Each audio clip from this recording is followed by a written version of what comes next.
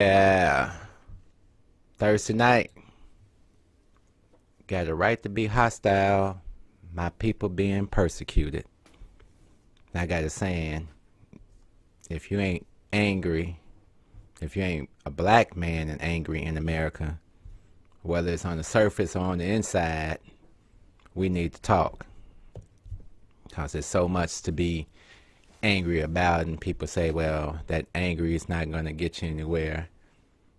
How far is the politeness got us? Really? It's Thursday, March 25th.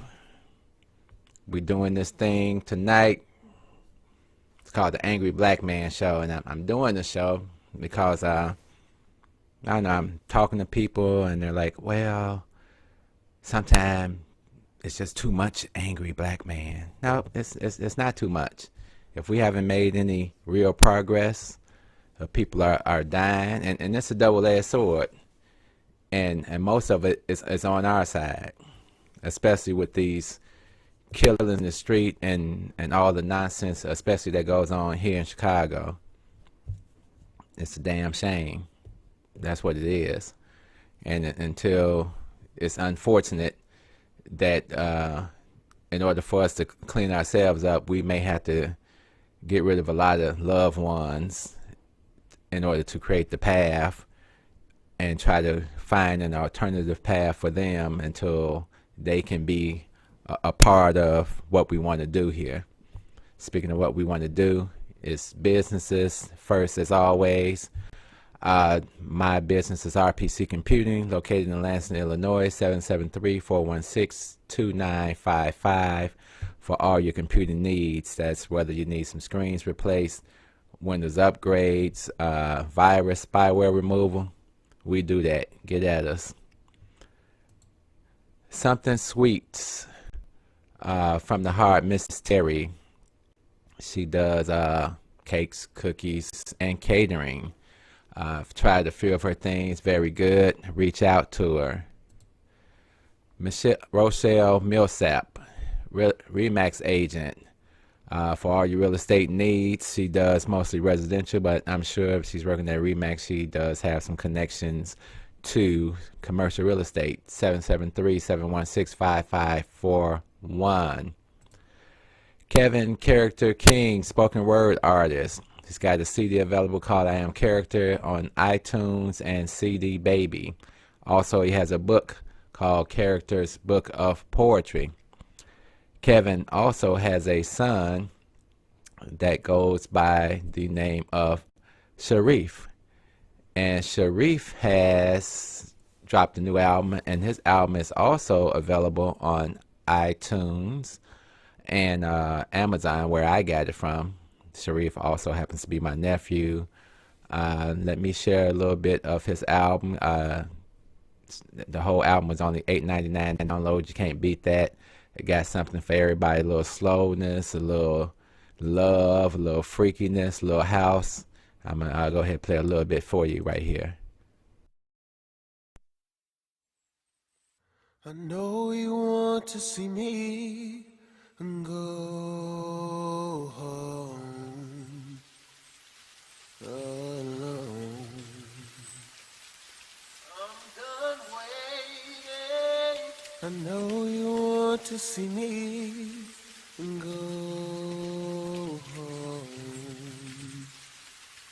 alone. I'm done waiting. And this hurts so bad I can't breathe on my own.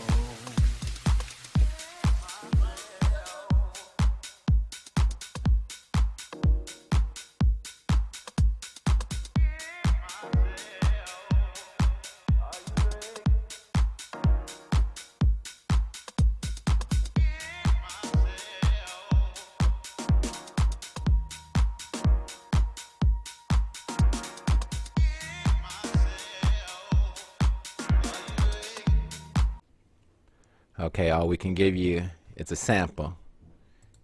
Gotta advertise these other business, but that's Sharif. The album is called Sharif. Kevin the King, Character King's son.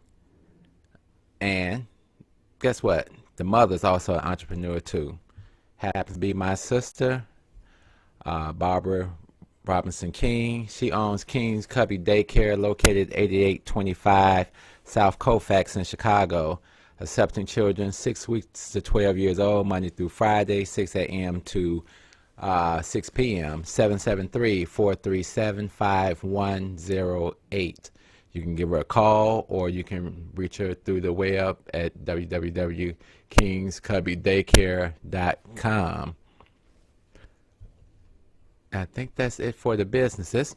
So we can talk a little bit more about the topic tonight, which is called The Angry Black Man, the Pink Elephant in the Room.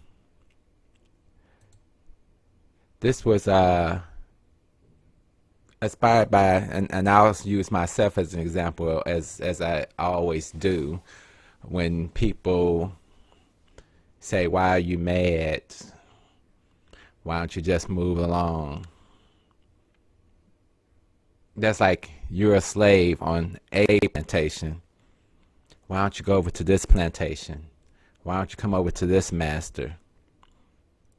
Remember they used to tell us, you got to be 2 times, 3 times better to get the same amount or half of what they got. And this ain't a white bashing show, so please, white people, don't get upset. This is the stuff that you see also, but you overlook, and this is how you benefit sometime. On the screen, we got like 4 people. You don't know who's who.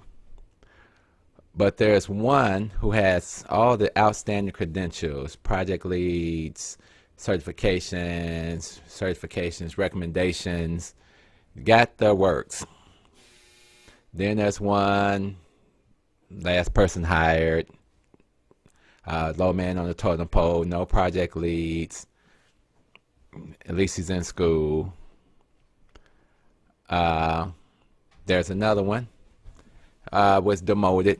Used to have a higher position, was demoted because obviously that position was above their head.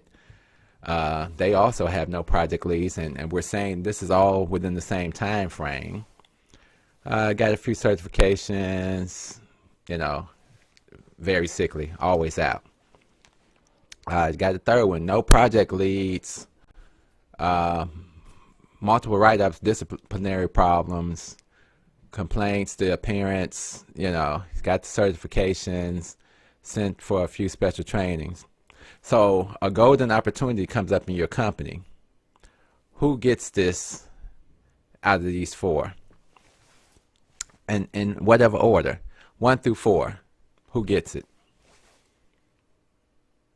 I can tell you who didn't get it. The person with all the credentials.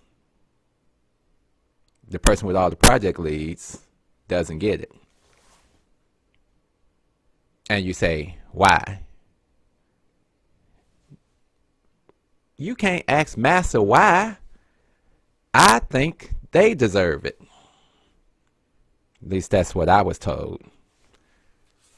So everybody deserves it but me. All 3 of these people. Amazing, right? But this happens to black people, especially black men, on a constant.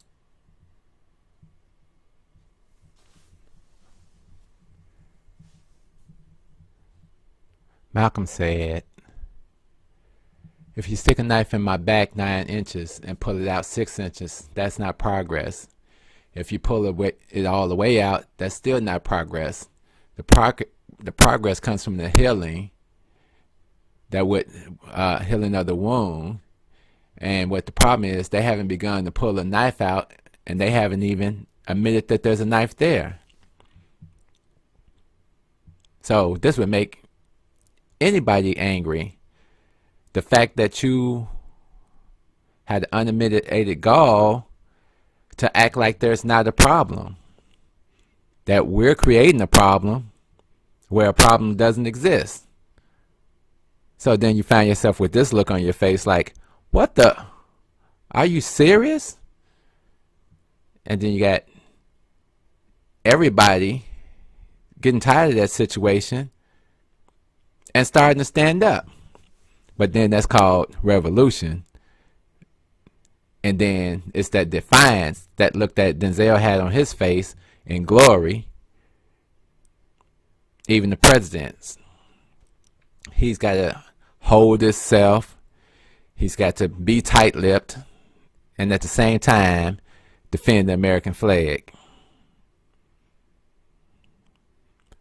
W.E. Du Bois, Frederick Douglass, Marcus Garvey. All these gentlemen were outspoken to a certain extent. But they were all treated the same as me and you are treated now. Doesn't make a difference. When you're speaking out against the establishment, that's a problem. When you're standing up for your rights, that's a problem. Nigga, stay in your place. Then it's not a problem. It's amazing the way we are treated in America. Have something to take care of our families. When all we're trying to do, I got a lot of friends, is take care of our families, walk that straight and narrow line, deal with our women who don't understand why we can't get it together and why we can't just work the system. Forget all this being a man in the white man's corporate structure. May not even be able to be a man there. But a lot of women don't understand this structure means slavery for us. It's the same system that's putting our young men in jail. No rehabilitation. Corporate profit rules today. And we work for some of these same corporations that are doing this to our younger brothers. Shame on us, right? We got to make some changes. And that's all of us.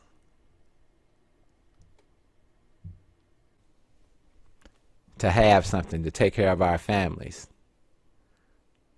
Now, I got a lot of friends.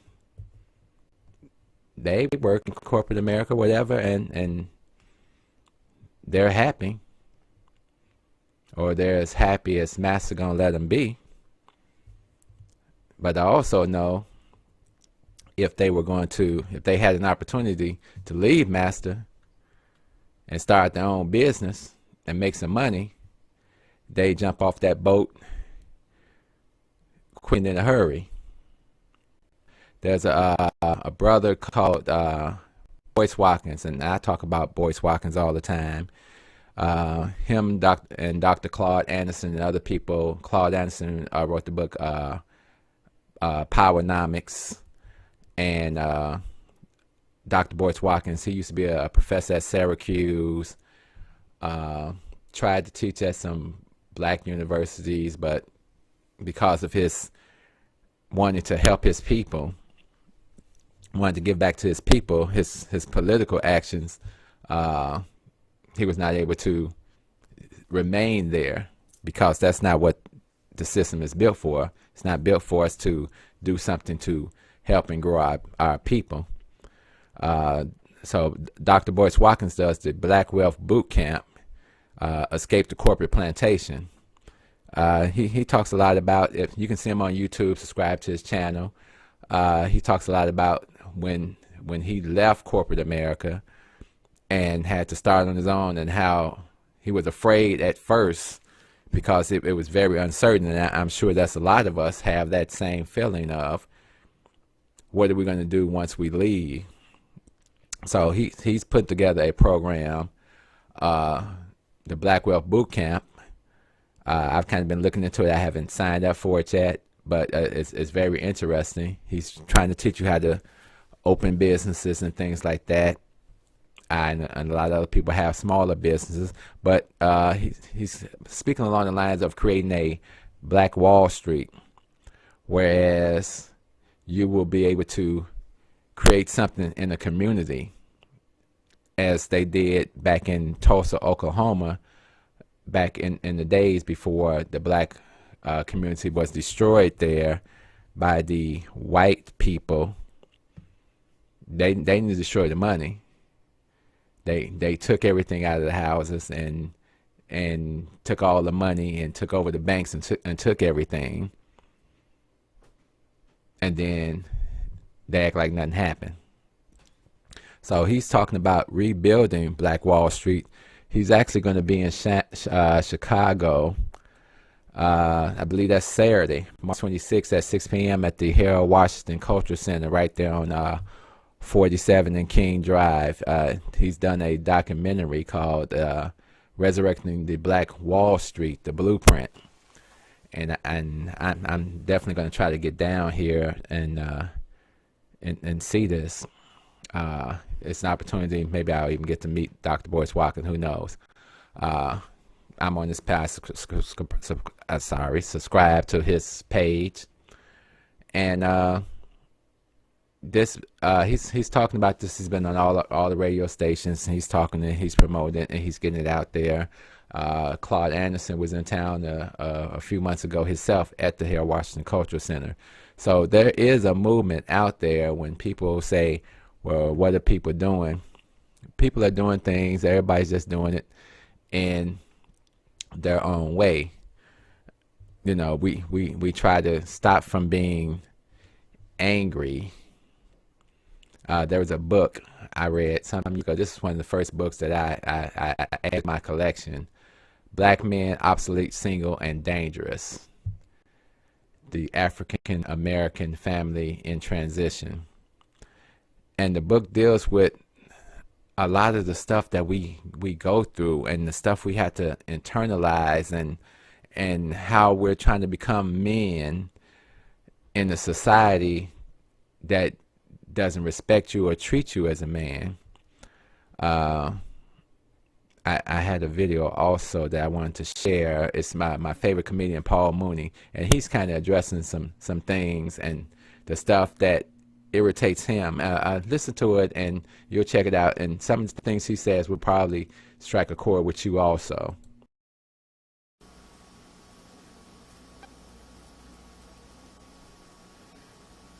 Can black comedians be racist? A black person can't be racist by definition. Why is that? Because we don't have any control over people's lives. I can't tell you what neighborhood to live in. I can't tell you what school to go to. I can't tell you you're a second-class citizen. I can't tell you that you can't vote. If I get on that corner and say, I get on that corner for 5 years and I stand there and I go, I'm going to take me a knife and I'm going to cut your throat, and I'm going to take a car and I'm going to run you over, and I'm going to take this hammer and I'm going to beat you till you dead. If I never kill anybody, am I a murderer? When I kill somebody, what does that make me? A murderer. I don't care what I talk about. I can talk about it all day long. All we do is talk. White folks do. White folks make laws. There's laws in the book. I'm from Louisiana that said if you marry out of your race, you go to jail. You understand? There's laws that you can't own property. They made laws. Laws. You can't vote. You can't go to school. You can't live in this area. You ain't never seen a sign that said, white boy, if you in this town when this sun goes down, we're going to hang you. Now have you. That's racism. A practice. What you preach. I hate that crap when they say that. It's like the race card. You're so worried about it. I'm worried about how in the hell did it get in the deck? And they brainwash everybody. They have a brainwashing machine that's unreal. That's why you can't catch a cab in New York. Because they think that you're the enemy. The color of your skin condemns you. That's why white people live 8 years longer than we do. Because we have to put up with this crap. I go through it all the time. I get sick of it. I get sick of it. I go into a 5-star hotel. I come here to do the David Letterman show. I'm 8 o'clock in the morning. I cannot make this up. I'm not this good. I get on the elevator. There's a white woman there in civilian clothes, probably about 45, looks at me and says, "Can I help you?" I said, "Can you?" "Well, who in the hell are you?" "I'm the maid." I said, "Well, bitch, go make up a bed and get the hell out of my face." Can you imagine a grown woman? I'm a mature black gentleman asking me that, opening that door. I could have went crazy. She opened a very dangerous door. Agreed? Agreed. These are things I have to go through as a black male. I don't like it. This is insanity. And it doesn't happen only because of white people, because of black Anglo-Saxon. You could be white up here.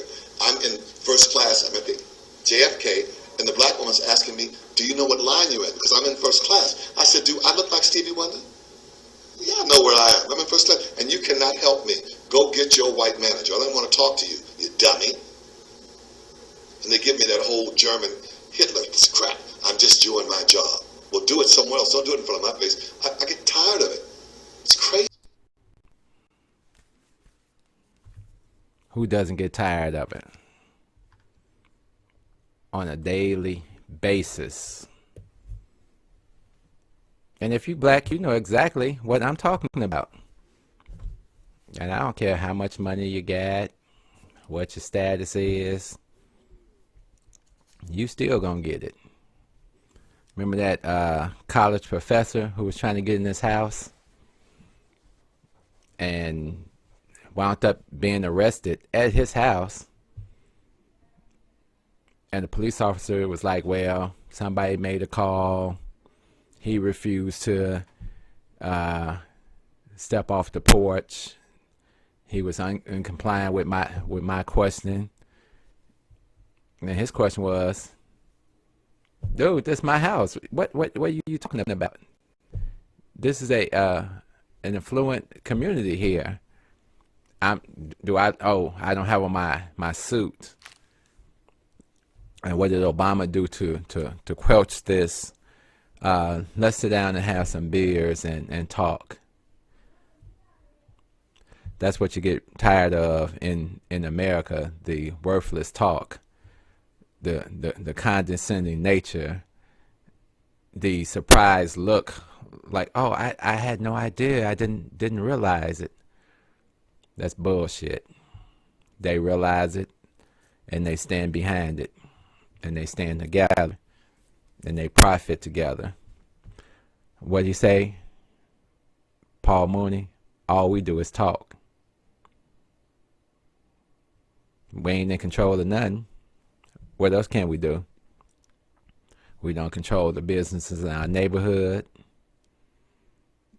The positions that we have on our job don't really have any power.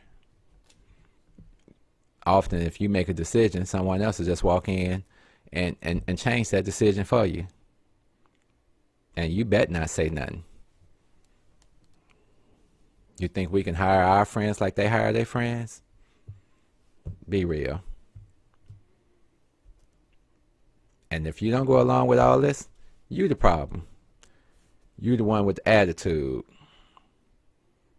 But then, as Paul Mooney was just saying, so many of us have been brainwashed, or as I like to say, conditioned to follow this American dream, because that's what we gave you, nigga. We brought you over here on the boat. You should be happy that you're even here.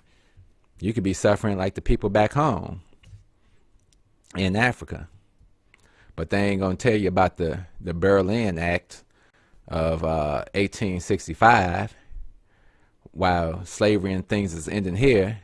How these European bastards went into the country, didn't talk to anybody who was there in the country in charge, and divided up the country, the whole continent, on what parts they were going to take, and this and this and this. So the map you see today is a representative of the Berlin Act of 1865, where they decided to go in, invade, kill, maim, destroy Africans, and take the resources. Can't deny it because it's history. It's not saying nothing bad about us. It's saying something bad about these people and who we deal with on a constant basis. And they want you to believe that racism doesn't exist. Racism is a powerful tool, and although it may be used against other folks, a lot of other folks don't seem to give a damn, because the Chinese still have their Chinese culture to go back to. The Mexicans and Puerto Ricans still have their culture to go back to. The Indians still have their culture to go back to. I have a friend, and they are Africans, true Africans. And I had stopped by their house one day to look at their computer, and they were having lessons with their children, teaching them Arabic and how to pray. And before I left, I stopped and I talked to the kids, and I said, learn that. I said, you want to know the difference between the blacks of America, the African Americans, and you, true Africans? You still have a connection to who you are. You still have your language. You still have people around you who understand what it means to be an African and to have an identity. How that song say, when we were brought here, we lost our religion, our God, our identity. We got to wake up, people. We got to get it together by any means necessary. And it's going to be some scary times. And if Trump gets in the office, we might as well pack up and head back to Africa, because it's going to be a hot mess. Love, peace. So we out of here.